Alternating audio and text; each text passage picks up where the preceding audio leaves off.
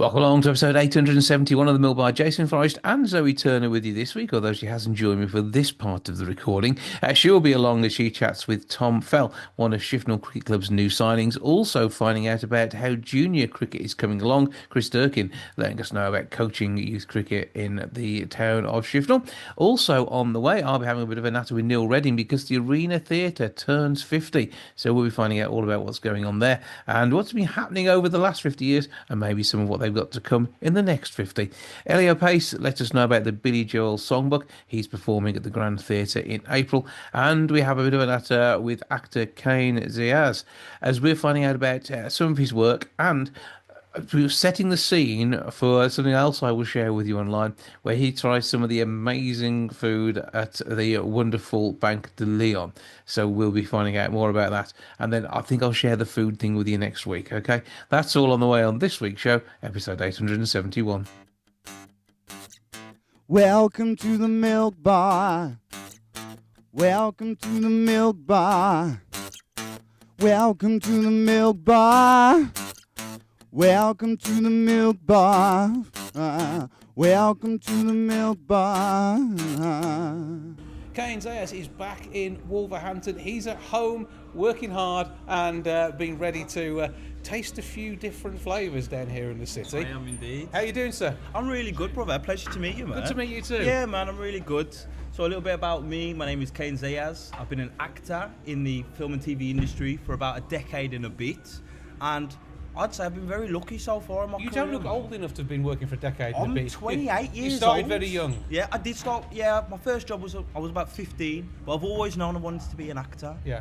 And one of the beautiful things is I didn't have to look out of Wolverhampton to be inspired to be an actor, which is a privilege because I think a lot of the time Wolverhampton's given a really crappy light, and there's so many beautiful things and beautiful places in this city, and we need to highlight that. Well, yeah, and people as well. I mean, you've got a city which really does know how to entertain, how to to bring the best in sport most of the time, and also sort of bring to life a nightlife which is as vibrant as daytime too. Well, that's it. I think it's slowly coming back to how a lot of the older generation remember Wolverhampton to be a place full of life, a place full of love, culture, and the more and more we highlight spots like Dirkin Sizzle, like myself, and all the other creatives, I think people will start to catch on. Absolutely. And, we're a great group of people from 101 different backgrounds. And we in the main part, we're all good because we all work together.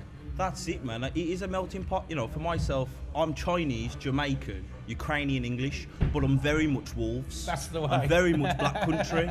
You know what I mean? And that's a beautiful thing when you have all of these cultures together, but the identity of the place isn't lost. It's infused, like the spices that we're about to try. Well, actually, yeah, you've been lined up to try some amazing food down there. Yeah, so what's going on? So we've got an amazing chef in this restaurant called Lorenzo. He's from Birmingham originally. He has basically took soul food and blended it with high art. So it's allowing people that normally wouldn't go to a Jamaican shop and get curry goat to try something in a very nice way that is, I'd say, palatable for the Western culture. Yeah, so a bit of everything, just all about the flavours though. Yeah, that's it. And on top of that, though, I mean, you're working on some other great projects, again, highlighting Wolverhampton in the right way, rather than some of the negativity that we see, which picks up on the worst moments we have. But every family has bad moments. Well, this is it, man. Like, I don't think we should deny the fact that there is poverty, that there is gun crime, that there is drug use. I think what it is about doing is showing the human side of things. Yeah, one side is showing all of the beautiful culture, but if we are going to show that ugly side, where's the humanity in it? So I've actually gone out and produced my own proof of concept for a feature film, and it's called Thicker Than the Waters of the Womb, and it's based around a makeshift family living in the underbelly of society. So there's a lot of grooming, prostitution and drug use, but rather than fetishizing it and glorifying it, I'm showing the human side. I'm showing the moments of boredom, the moments of laughter, the moments of friendship and camaraderie. To kind of go into like my family's personal story a little bit more, I've got family members that have worked the streets, that were addicted to drugs, that had pimps around them, and that sounds horrible, but they were human. They lived that life, and that was their life, and there would have been moments of laughter in that life. There would have been moments of heartbreak too, and it's about showing that in a human light, really, for me. Alongside also, of course, showing the beautiful side of Wolves. I think let's not be in denial of what we are, but let's show what we can be. Absolutely, and I think that's about who we are rather than the way we're seen sometimes. Yeah, through demonstrating what we can do, the art, the joy, the family, the laughter, whatever it is, that can really bring our society to the fore and show us off, which is what we need. Exactly that, man. Exactly that. I think that's the key to all of it. Is can we show Wolves what it truly is? The good, the bad, the beautiful. Right. Showing off, we need to get all the details of where we find everything about you. So socials, what we're looking for on Netflix, give us the lot. Okay, so you can find me on Instagram, Kane Zajaz. That's Kainezajaz. Don't know why I'm writing it out. But yeah, I've been in a plethora of shows, man. I've been so lucky. Yeah. So I was in The Witcher season 2 and 3 on Netflix. I was in a show called Half Bad. I was in Our Girl on BBC. I was in Informer, that was on BBC. I've been so lucky in my career. And actually, I've achieved a lot of the goals a younger me set out to do. Whereas now, those goals have matured alongside me maturing as a person. And it's not just about dominating as an actor, it's about building a body of work, it's about longevity and legacy. I've got 2 daughters now as well, so, you know, raising those girls, I've got a 4-year-old and a 2-year-old, has been the most uplifting yet grounding thing. My roots feel really cemented, and the tallest trees have the deepest roots, so I can hopefully get to the top with that sentiment in mind. Absolutely, there are big things already, greater things to come, and the fact you're a grounded fella, nice chap, who people are drawn to, whatever part you're playing, because sometimes you have to play bad. Yeah. But you've got that repertoire. However, deep down, you just can't. Exactly that, man. Exactly that, and that's what I try and. I've stayed in Wolverhampton my whole of my career. I go to work and I come back to try and be an ambassador of Wolverhampton, to show the youth that they can be more than maybe what their school system is telling them they can be. I'm from a working class background. I didn't really grow up with too much. But the one thing I did have was a mum that believed in me. She nourished me with belief, and I've allowed that to carry through in my life, and I'm where I am now. You keep going at it and impress and make sure that you're inspiring the next generation just to go on and be who they should be. Oh, thank you, brother. I will do. We've got to do our best, haven't we? Absolutely. And this is it. Anyone that's watching this that wants to be a budding creative or in any sector, you get what you believe. And I'm not trying to push any philosophy on you, but if you look at some of the highest achievers in this world, they all hold high levels of belief, whether that is in themselves, a goal, or a higher power. The belief itself doesn't necessarily matter, but holding a strong belief is what matters.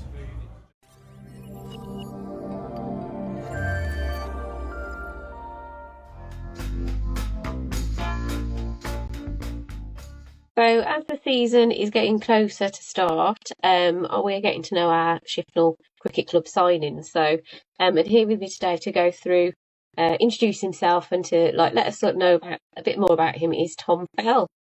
Hiya. Right. Thank you Hi, for how you joining me. No problem at all. No, are you looking forward to joining us at Shifnal Cricket Club? Yes, I am, very much so.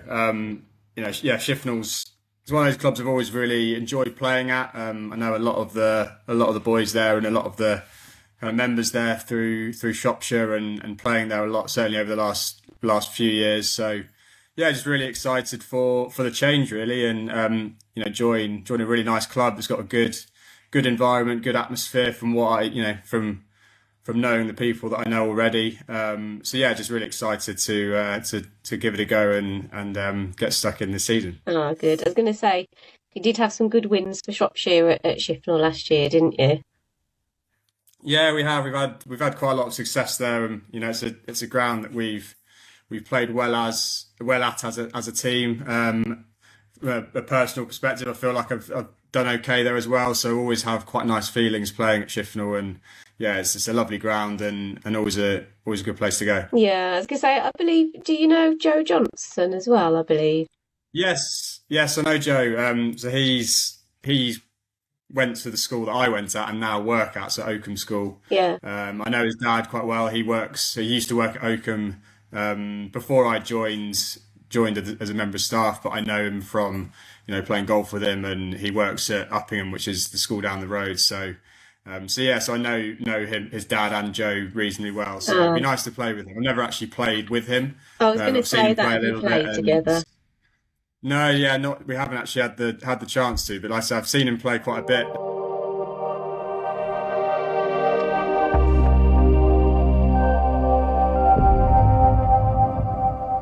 Now, the Arena Theatre celebrates its 50th birthday, 5 decades of amazing shows, and loads of other things you get involved with too. Neil Redding, the artistic director, has been here for 13 of those years and is with me to tell us about what the celebrations involve.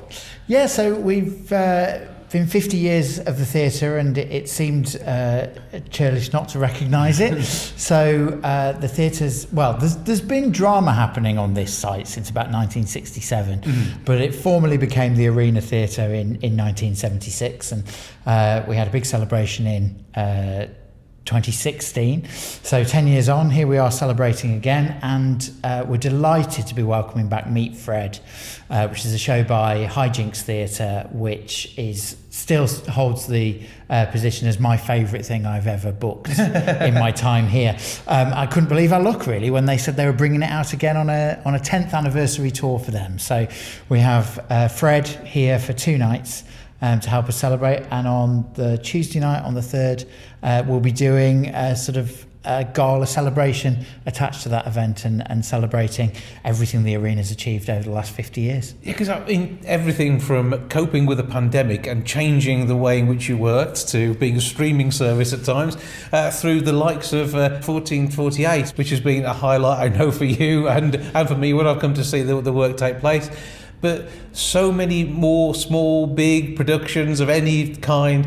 It's amazing what you can do with the space here, and when you incorporate the Tilston as well, when you may be sticking a band outside. Yeah, it's what's great about the arena is it's so flexible, but also we've been champion of small-scale theatre for all of that time.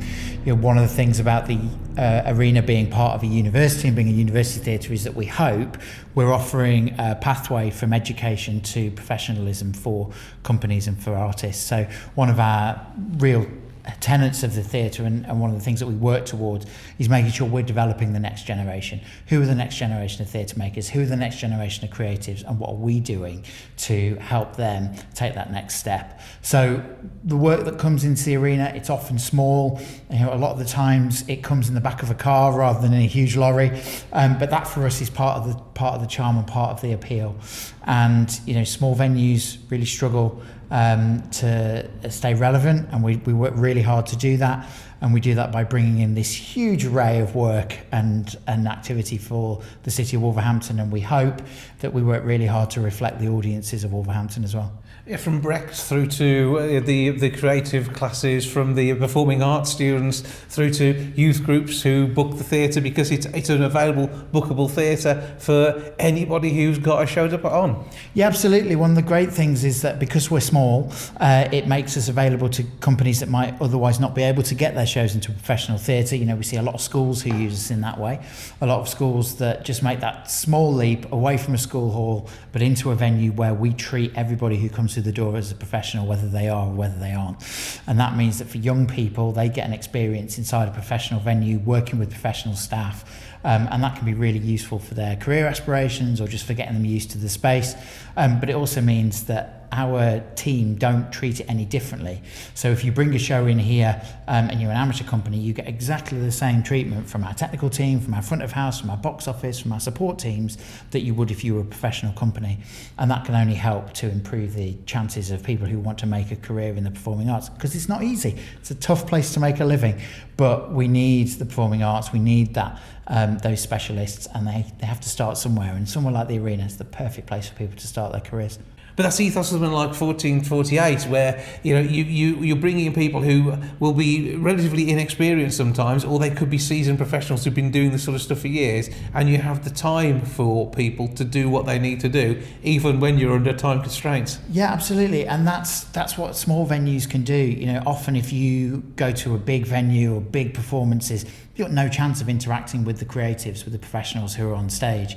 Whereas here, we make sure that those links are together. We make sure that amateurs get to work with professionals, that professionals are there to help advise and bring people along. It's why we have our associate artist program. We have people like Dave Pitt, we have people like Katie Sterling, we have people like Jay Patel who are around, and we can draw on them to give their expertise to people and to help develop. And things like the 1448 Festival, the rest of our development program. We're running arena nights with poets, prattlers and pandemonialists.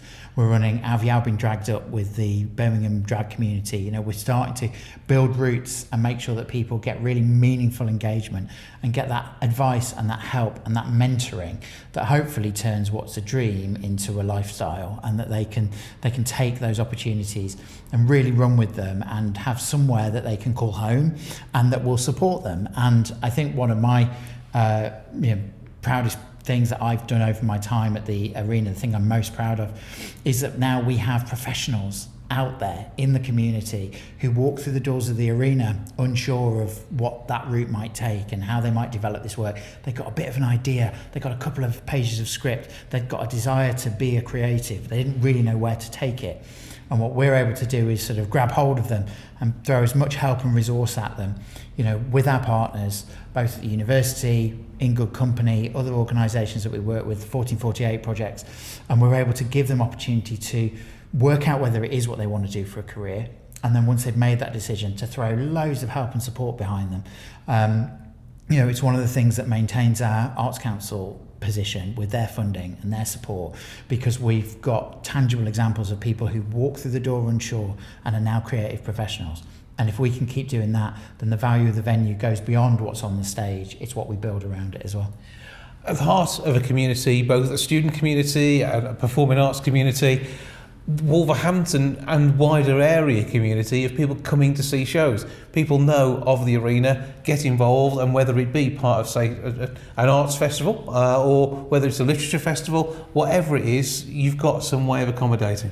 Yeah, and it's really important to us that we are reflecting the communities of the city. The one thing that we try and stand by is that what we programme is quality. It might not be to everybody's taste, it might not always be what you're looking for, but we try and guarantee that it'll be good quality work. So we're often asking our audiences to take a risk and they come and see work at the arena, and we make no apologies for that. Risk-taking is what theatre is all about. But what we can guarantee is that they will see something that hopefully challenges them, hopefully gives them food for thought. And then in our programme as well, with our development work with communities, we have the Mosaic Disability Theatre Company who are based here and have been based here for over a decade now, making work. We have community groups around visual impairment who meet every week. We have people that call this home who may not have anything to do with theatre other than coming to see an occasional show, but we want to provide a home for those people. We have the youth theatre programme that we run in partnership with the Grand Theatre. All of that work builds to make the arena more than just a venue where you come and see a bit of work. It hopefully builds into a place that is a resource for the community, is making a difference in the community, and that's been our mission really over 50 years. And doing that on cost-effective, comfy seats. We try to, yeah. So yeah, but it's also part of it. Commitment to the community often means that you have to look at what you charge and what your ticket prices are, and we keep them as low as we possibly can because we want people to be able to access the work. And we know people are not going to pay 50, 60, 70 pounds for a show that they may never have heard of, and they don't know what it is and they don't know what to expect from it. So we keep our ticket prices nice and low so that people can take those risks, and they can take risks on things they may never have heard of, or a performer they may never have heard of before.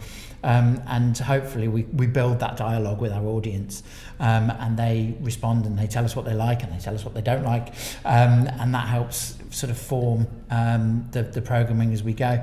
We have a number of focus groups where audience members, specific groups in the community advise us on what they'd like to see, how they'd like to see it, and so we try and bring that together as well. And hopefully we know nobody's going to pick up the brochure for the Arena Theatre and want to see every single show that's on.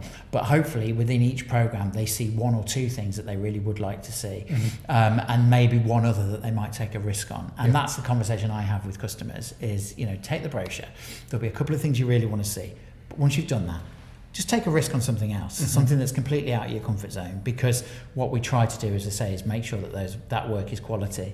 And if things get supported, then we keep bringing them back. Well, it is the Arena Theatre's first 50 years that have been completed. Here's to the next 50 and beyond. You could be here for at least the next 50, couldn't you? I don't see why not. I don't see why not. I'm not the longest serving manager of the Arena Theatre, but there's a title there to be taken. I think if anyone wants a record, it's going to be you, isn't it? I don't know. Who knows what the future holds? But for the time being, I'm very, very happy to be here, and I'm so excited about the work that we've got coming up in the future. We're forever evolving. Every year is different to the year before. There are new challenges, there are new things that we can get involved with. And I think what's really exciting at the moment is there feels like there's about to be a real change in Wolverhampton as a whole, the wider city. There are things moving and changing and opportunities presenting themselves, which means that the cultural life of Wolverhampton, I think, is going to change radically over the next couple of years. We're really excited to be part of that. Arena.wlv.ac.uk or the box office on 01902 321 321 is where you get tickets, where you get involved, how you become part of that story, and there's many other ways too.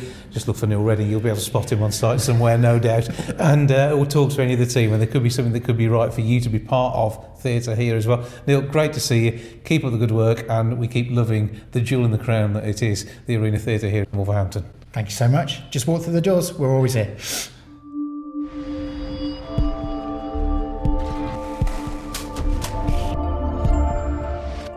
Now, this Easter, Saturday the 4th of April, there's going to be some amazing music brought to life by Elio Pace. It is the Billy Joel Songbook, and Elio joins me now to tell me what's going on. How you doing?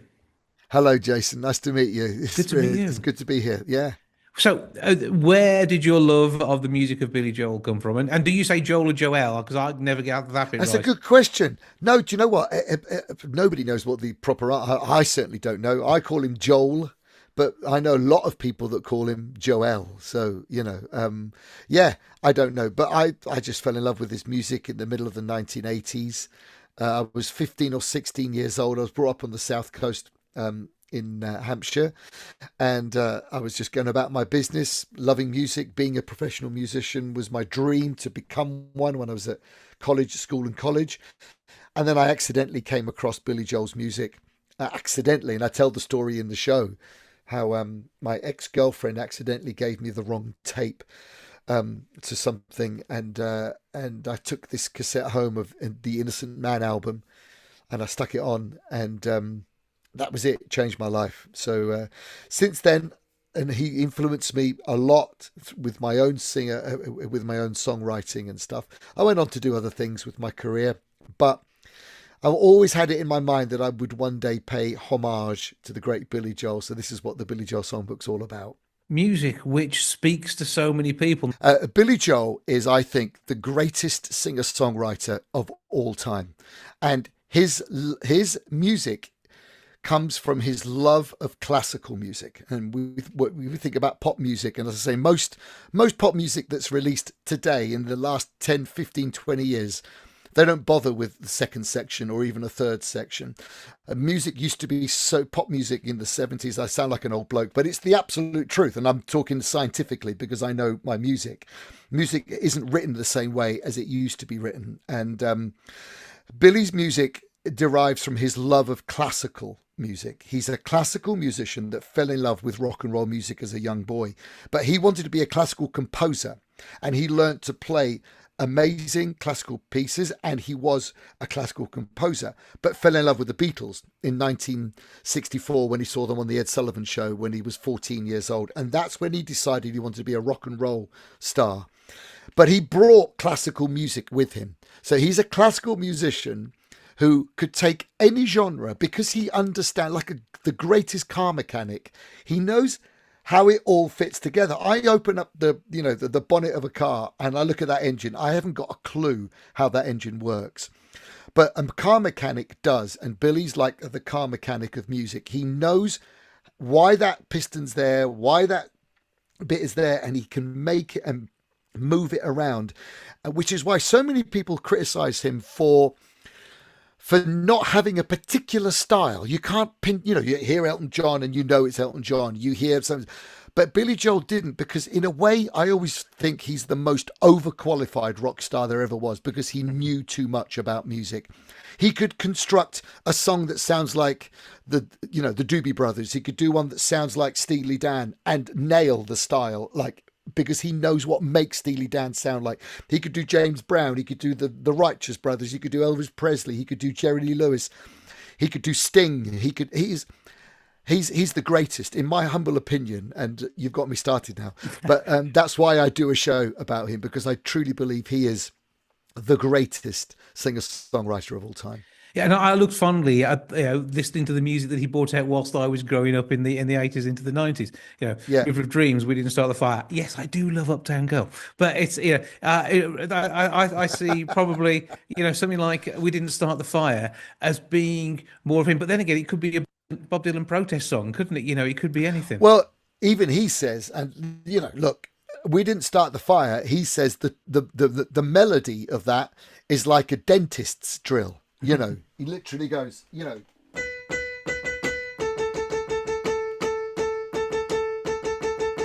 That's how he describes it.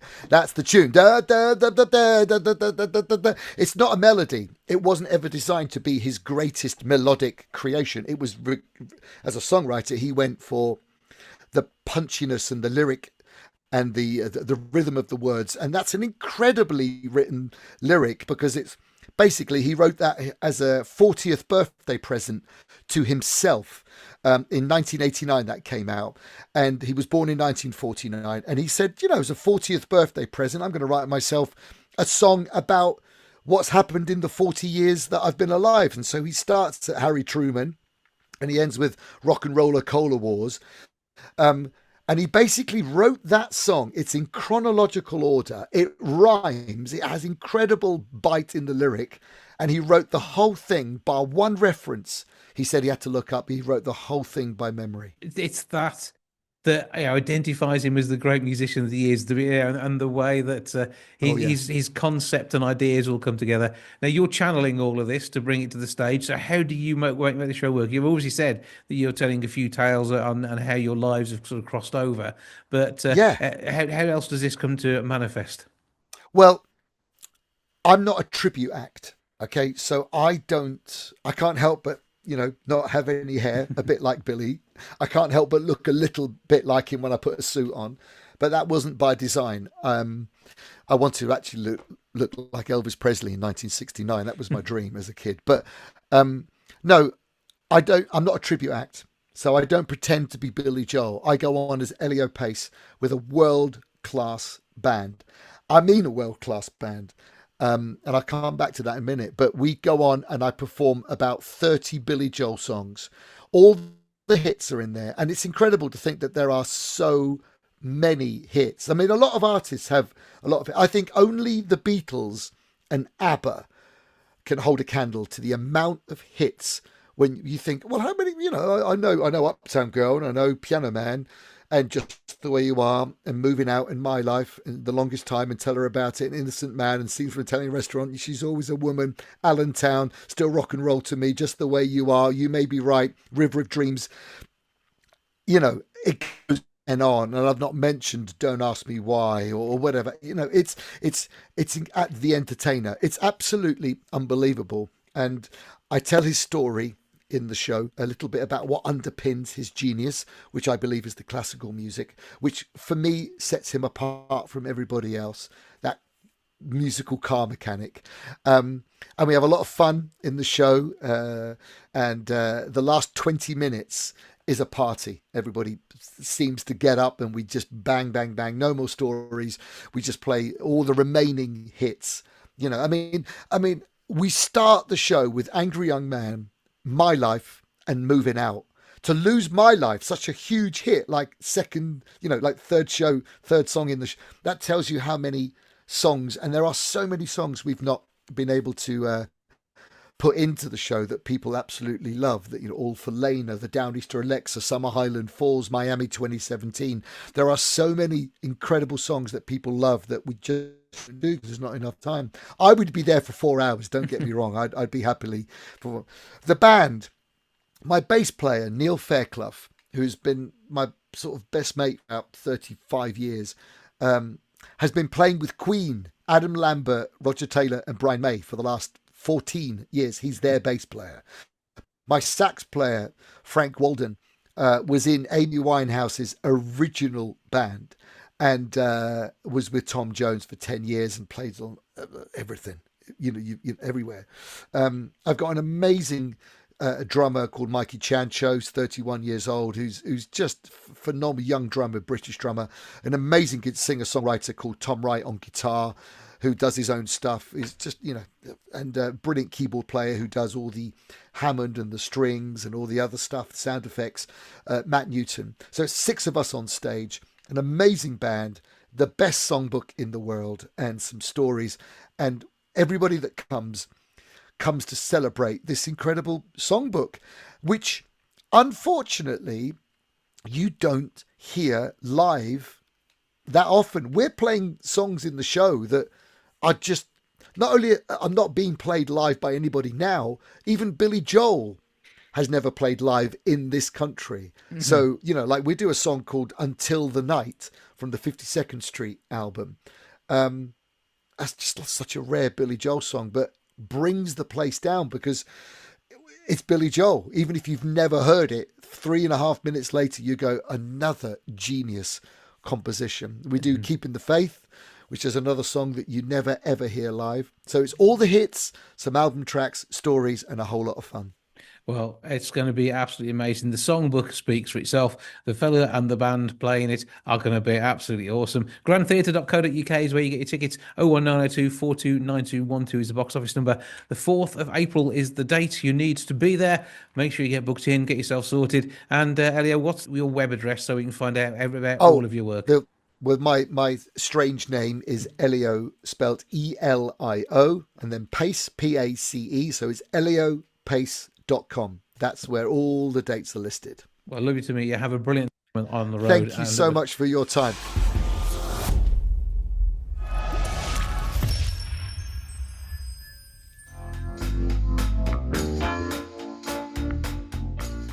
So as we're heading into the 2026 season, I'm here with Chris Dirkin, lead coach for the Shifnal Cricket Club, of course, and first team as well. Welcome. So I want to find out more about what's on offer for the juniors this year. First off, if we go through what your coaching and playing background is. Oh, wow, okay. I wasn't expecting that one. But here we go. Obviously, I've played as a youngster for Maidley originally. Came through the ranks there, then ended up playing for Shifnal in 1993. So I've been a member there. What's that now? 25? I don't know how many years that is. I'll work out the math. Yeah, I was captain there for a number of years. So I played there. Obviously, the vast majority of my cricket life really has been at Shifnal Cricket Club. I was went on a coach education course with a past member, in fact, who passed away a number of years ago, and then went through all my coaching ranks. Ended up being what was called at the time a staff coach, which was basically how to teach people to become coaches. So I became a teacher of coaching. Then I got employed by the England and Wales Cricket Board to be their cricket development manager. So I was down there for a number of years, developing cricket down there, which included facilities, junior development, coach education, working with local authorities, all that sort of stuff, all that good stuff to try and get more people involved in the game, in particular women and girls, we were quite strong down there at the time. Then got picked up a national role for the England and Wales Cricket Board, their coach education team. So I worked extensively with them, building resources for the members of coaches, so for the Coaches Association. So I was responsible for national conferences, newsletters, bulletins, coach education updates, coaches resources, anything that would have been of value and benefit to people coaching out in clubs. So my background helped me to do that role. I then came back and worked in Shropshire as their cricket development manager for best part of 10 years really, doing a similar role, and then moved on into golf. So I worked for a local golf company up in Scotland. Anyway, that's kind of my career. Now I'm back in with Shifnal, so Yeah, back home. Lots of experience and like lots of Lots of years experience. behind there. Yeah, that's right. I'm still still a practicing coach, obviously, and work in a variety of environments, particularly from the ages of 5 through to the seniors. Mm. And I'm a coach educator, so I'm in my 38th year as a coach educator. So Yeah. I've just finished a course this weekend, actually. I've got another one coming up for Shropshire. So you're So well probably, placed for coaching juniors then, I'd say. I would like to think so, yeah. Yeah. I'd be disappointed if I wasn't after Yeah. all that time. So, but it is, they're all different. The way you manage the age groups are completely different, really, because obviously we focus quite heavily now at Shifnal on bringing youngsters through from the age of 4 or 5 onwards. So All Stars and Dynamo is quite a big program for us now, Yeah. and has been. We started that at Shifnal in 2017. So if you do the math on that, this is our 10th year, or 10th into our 10th year this summer coming, and we've grown from 19 participants originally in the All Stars through to last year where we had 61 join us. And we started the Dynamos program, which is ages 9s to 12s extensively for those who are starting the game a little bit later but are quite keen to play, boys and girls. I think we started originally in 2021 after COVID, and we actually had good numbers. We started with 30 and we've progressed to about 41. So last year we were over 100 and 607 beginner cricketers, really. And then on top of that, we've got hardball teams as well. So we have an under 11 hardball team, an under 13 hardball team, under 15 hardball team, and then we've got a women's hardball team and girls hardball team as well. Last year we started an incredible team, which is those who've transitioned from Dynamos into match format. So we're trying to encourage more youngsters to play matches for us. So we were healthy, I think about 160 plus junior members last year.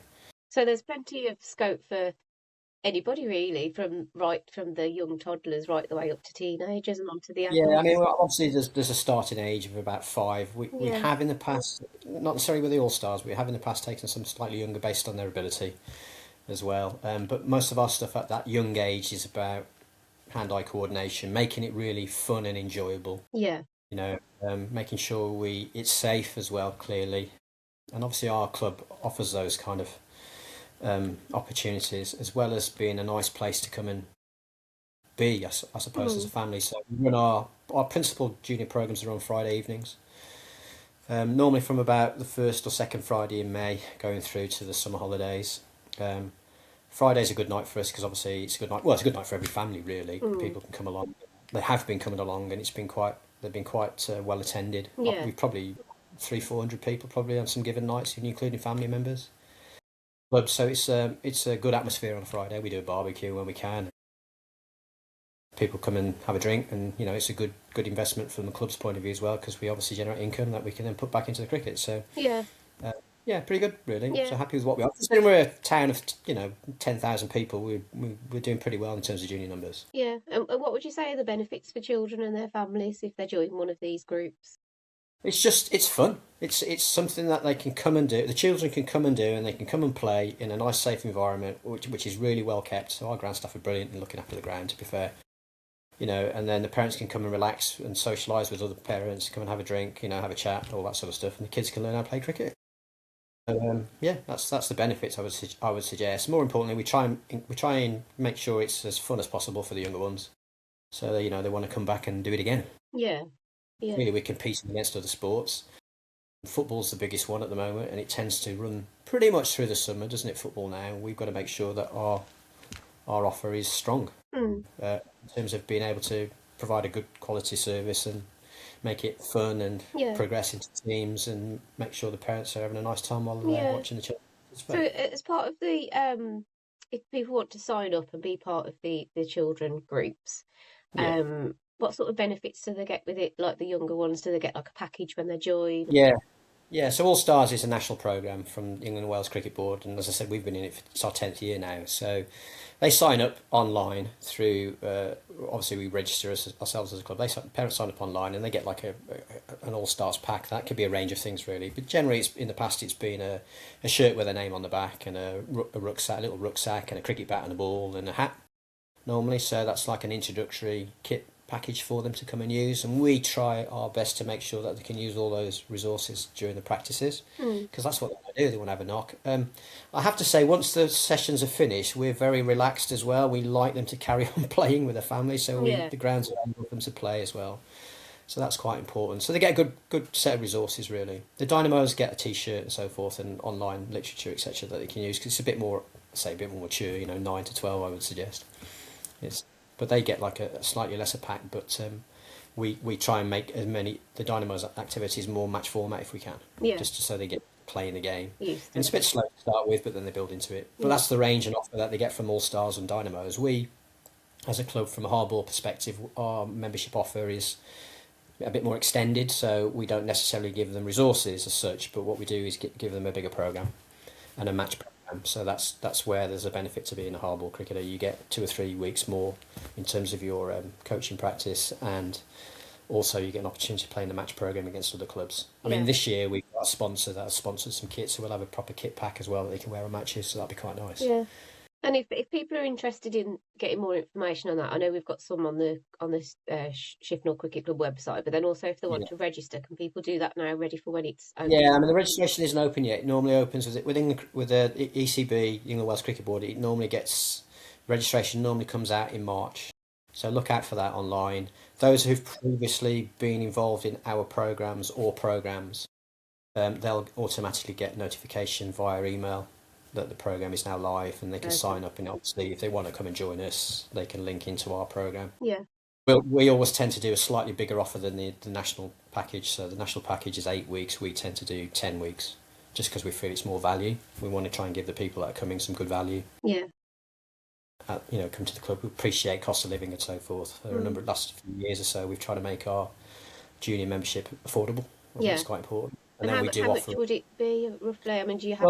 Do you know? I think well, I mean, last year it was £50 for 10 weeks. It won't be too dissimilar, I would suggest, this year. That's down to the club to decide, but it's going to be something in that range. It might be £5 more. But then again, we try and do a bigger program if we can.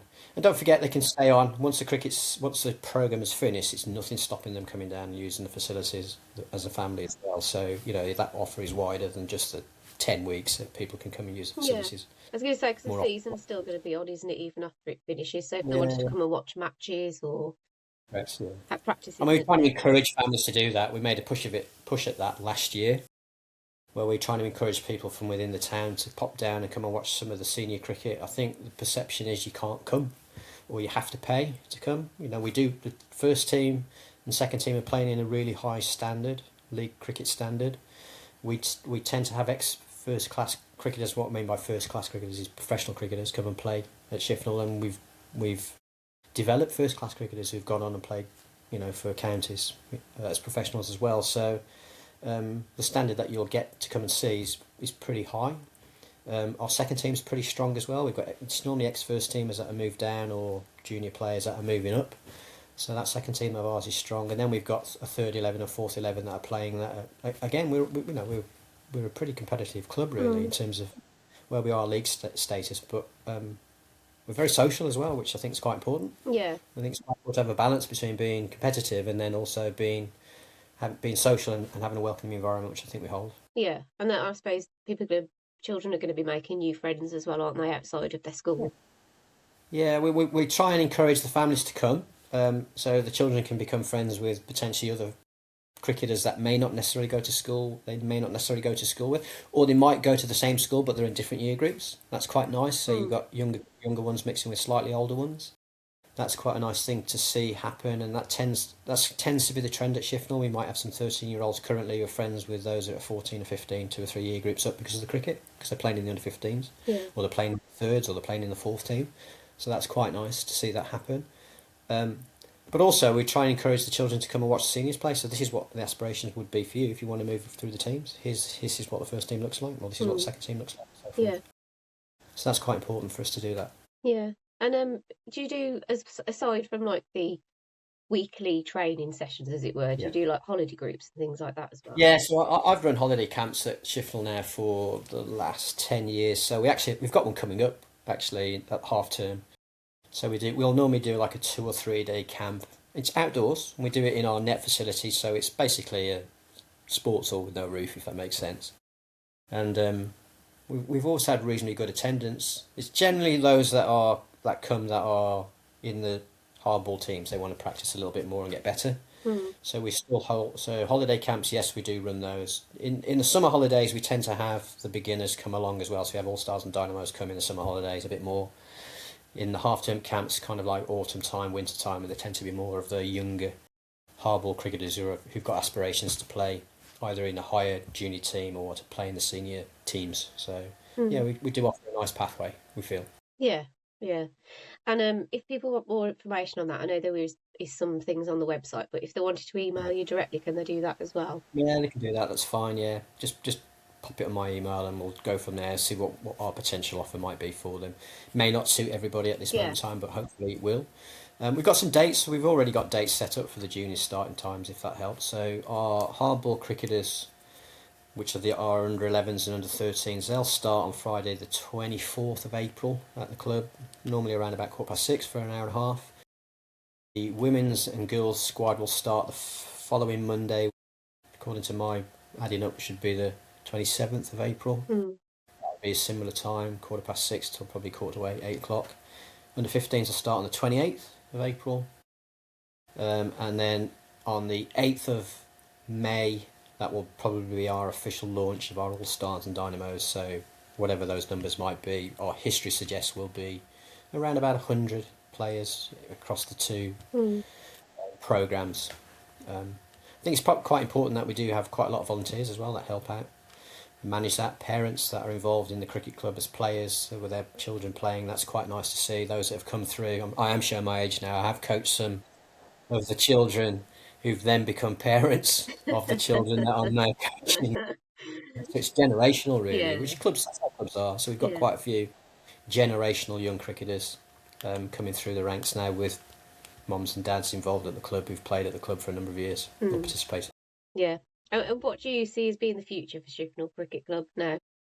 I think just to be, we're a gateway. I mean, the club's a gateway to the town, so that's quite important. We want to make it feel. The club wants to make the town, the community of Shifnal, feel welcome. They can come down and be involved. I think that's quite important. Aspirations for cricket have always been to play the highest standard of cricket possible for us as a club. Now, we do play in the Birmingham. The first team plays in the Birmingham League, which is a really, really highly competitive league. So, I mean, it's the next level under professional cricket, basically. So we do get people moving from the professional game to us, and people from us into the professional game. So we've got aspirations to try and play and do well in that. We've got quite a good young crop of players who've played for us for a number of years that we've retained, which is brilliant. And underneath that, we want a really nice, high and vibrant cricket club that youngsters can come and play and find their level, or adults can come and play and find their level and feel welcome when they play there. Yeah, sounds good. So if people want more information on the junior teams, then as I say, email, it's christopher.dirkin, that's DIRKIN @gmail.com. Yeah, I'm sure there'll be stuff going out on social media as well at some definitely. stage when dates are available, and signing up. Obviously, there's a lot of social media going on at the moment with the club, which is brilliant. Yeah. And we've got a website that's been renewed, as you know. Yeah. We're trying to make things obviously easy for people to sign up. That's quite important. Yeah. So look out for that over the next couple of months, I would suggest. I think that's quite important. We'll be up and running as normal by the 24th of April. That's great. Thank you very much for joining me today. You're welcome. Okay, have a good day. Bye. Speak to you soon. Bye.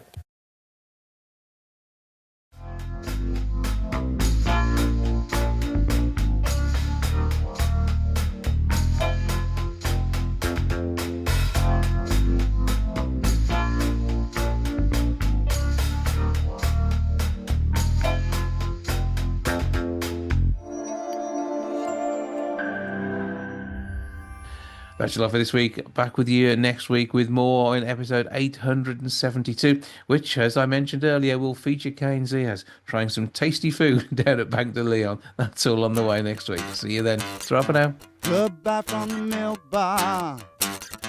Goodbye from the milk bar. Goodbye from the milk bar. Goodbye from the milk bar. Yeah. Goodbye from the milk bar. Yeah.